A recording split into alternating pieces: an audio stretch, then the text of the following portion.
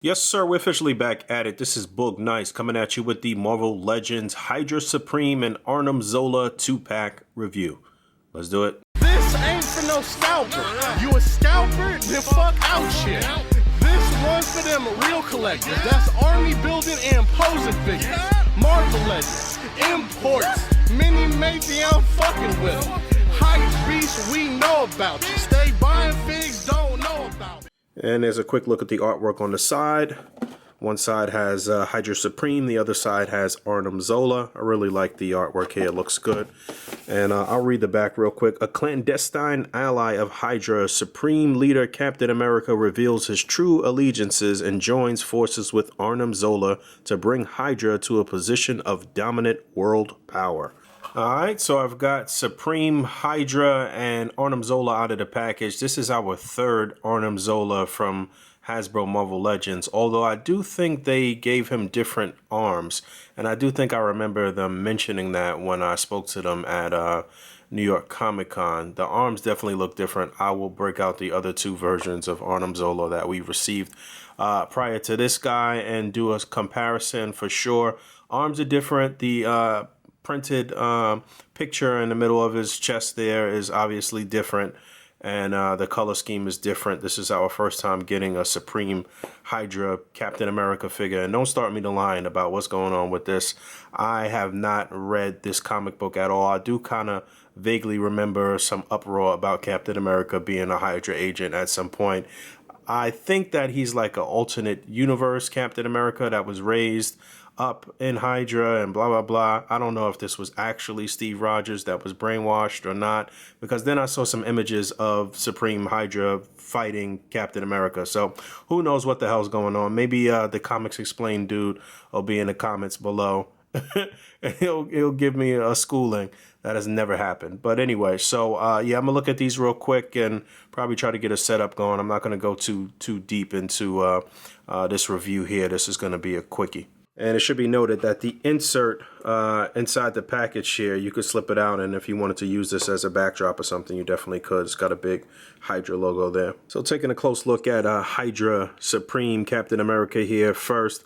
I do like this this costume. When I first saw it, pictures of it in the comic books, I wasn't really a fan, but having it here in figure form is actually pretty cool. They did some nice things with the texture in here on his thighs.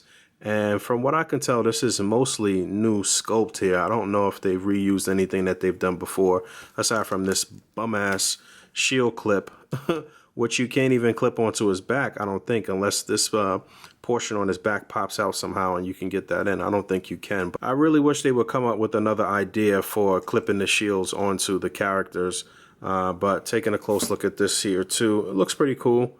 I think the green here on the costume is the colors are kind of muted though. I feel like it's a little more vibrant in the comic design.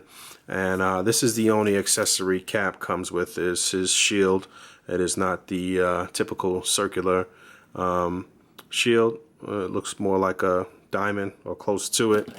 I think that what they should have included with Captain America is another set of hands, another open hand and another fist, maybe one flat palm or something like that. But that's where Captain America really gets his personality in figure form when you're really trying to do your toy photography in A.C.B.A. But the sculpt and the design here is pretty nice.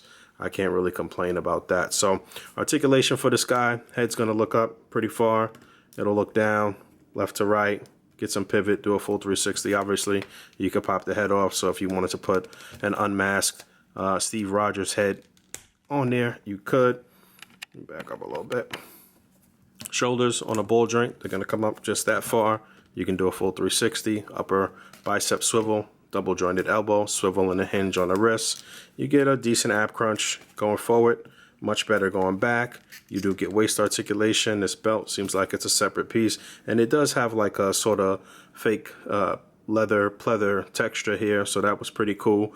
I assume any of you customizers out there could probably pull this off if you wanted to, but T-joint at the pelvis, legs gonna come up just about that far.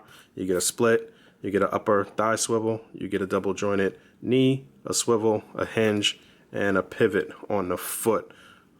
So not bad here for Captain America. Basic articulation scheme you would need and want for a Cap figure. And taking a close look at Arnim Zola, like I mentioned, I do think these arms are different. They look a little more muscular than the arms that we had on the previous two versions. The previous two versions were pretty much the same, just one was Arnim Zola as Arnim Zola and one was Red Skull as Arnim Zola. So that was a nice little variant that they did. I like when Hasbro was doing the Build-A-Figure variants. That was actually pretty cool. And this portion, his head looks different here. He's got the eye bulging out there. I don't know what the significance of that is or what's going on there. And like I said, color scheme is different here, but it looks like the articulation scheme is the same. You can turn them at the waist, left and right. This head portion, you actually get an interchangeable head too that has a more classic sort of look for him.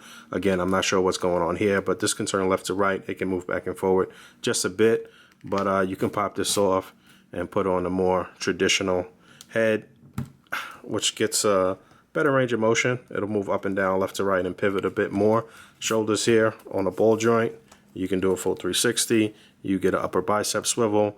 You get, looks like a single jointed elbow. Oh yeah, and this comes off too. I did that earlier, but you can pop that off.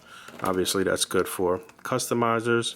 Yeah, his joints are pretty tight, but you get a little bit more than 90 degrees or maybe just 90 degrees there. You get a swivel and a hinge on the wrist. Same thing on both sides as far as the arms go.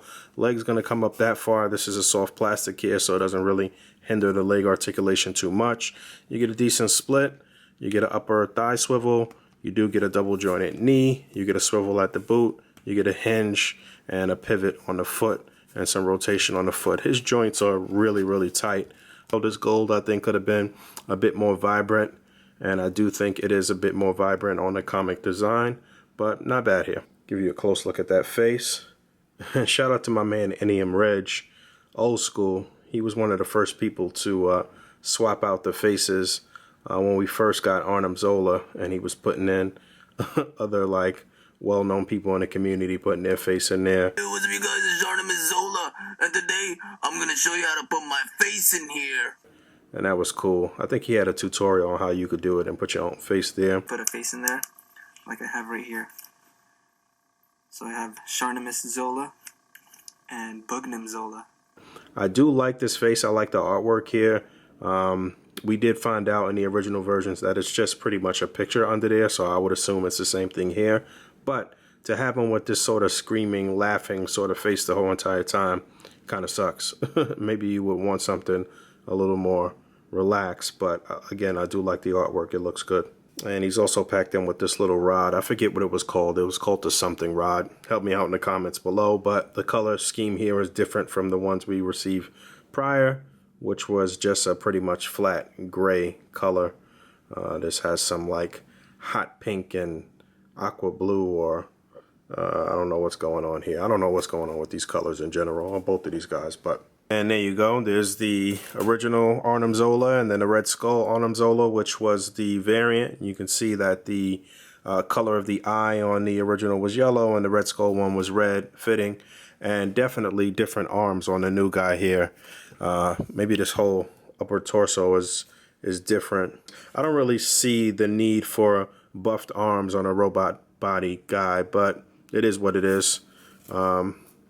For the most part, it looks like it's the same lower legs and stuff like that. So I think I kind of prefer this look where it looks like it's a baggy sort of shirt or something.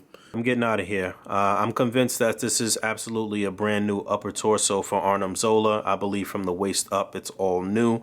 I already broke the shield for Hydra Supreme here. Just like I said, this clip is a bum-ass clip, and they always snap. I just tried to switch it from one arm to the next, and it snapped. But overall, it's a decent looking set. I like the way they look here with all of the other Hydra agents.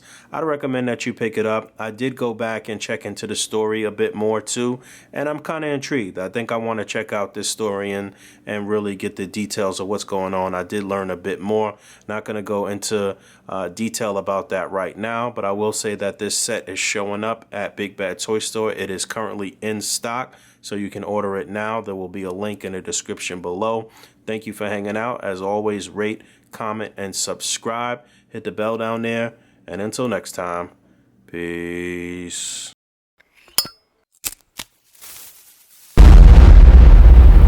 That's crispy.